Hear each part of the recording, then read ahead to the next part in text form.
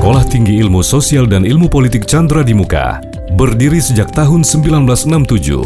Diawali dengan pendirian Yayasan Seni dan Ilmu Pengetahuan oleh almarhum Dr. Andes Haji Ismail Jalili, yang kemudian melahirkan Akademi Publisistik Chandra di Muka Palembang atau APCP.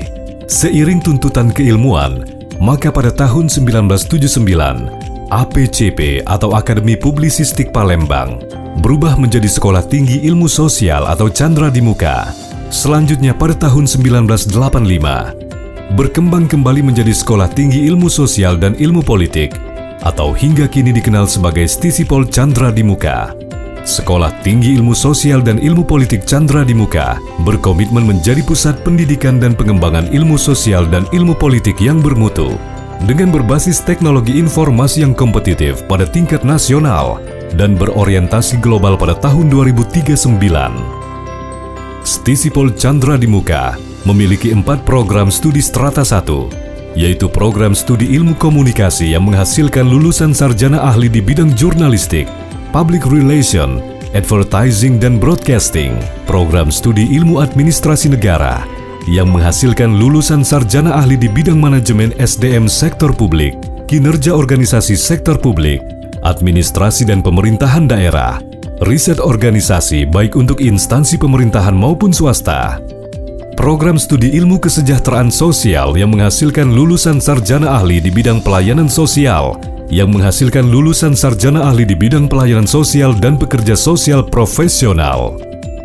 Program studi ilmu politik yang menghasilkan lulusan sarjana ahli di bidang analisis kebijakan, negosiasi, government relation, dan praktik politik.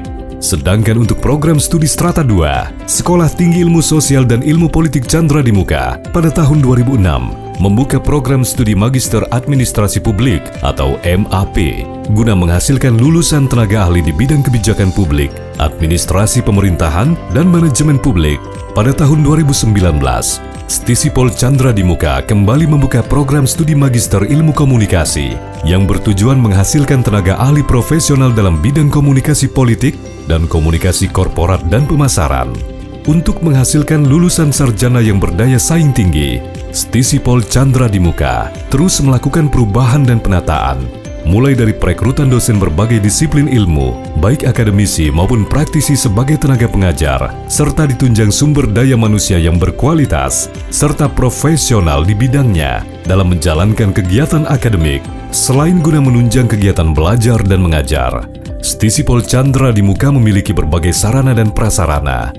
Di antaranya ruang kelas yang nyaman dengan dukungan sistem multimedia, perpustakaan dengan 1998 judul buku dan akses layanan komputer, fasilitas laboratorium, fasilitas ibadah, fasilitas Wi-Fi, ruang pelayanan terpadu satu pintu, ruang dosen, ruang ujian khusus, ruang rapat terbatas, ruang pertemuan yang luas, serta lapangan parkir yang luas. Berbagai prestasi mahasiswa telah diraih, baik di tingkat wilayah provinsi maupun nasional, di antaranya dalam kompetisi International Dance Sport, pemilihan Duta Budaya, Putri Indonesia Sumatera Selatan, Bintang Radio, audisi presenter, workshop nasional, dan berbagai prestasi lainnya. Bahkan berbagai hubungan kerjasama dengan berbagai instansi pemerintah, swasta, perguruan tinggi, dan asosiasi. Sebagian besar pencapaian itu didapatkan di era kepemimpinan Dr. Haja Lis Hapsari Prihatini MSI yang memimpin sejak tahun 2005 hingga saat ini. Stisipol Chandra di Muka menjadi pusat pendidikan dan pengembangan ilmu sosial dan ilmu politik yang bermutu, berbasis teknologi informasi yang kompetitif pada tingkat nasional dan berorientasi global pada tahun 2039. Stisipol Chandra di Muka bersinergi dengan para stakeholder, baik pemerintah, BUMN, swasta maupun masyarakat. Jayalah selamanya Stisipol Chandra di Muka. Di bawah naungan Yayasan Seni dan Ilmu Pengetahuan, semua peningkatan mutu, baik sumber daya manusia yang handal maupun fasilitas pendukung terus dilakukan guna pencapaian yang lebih baik.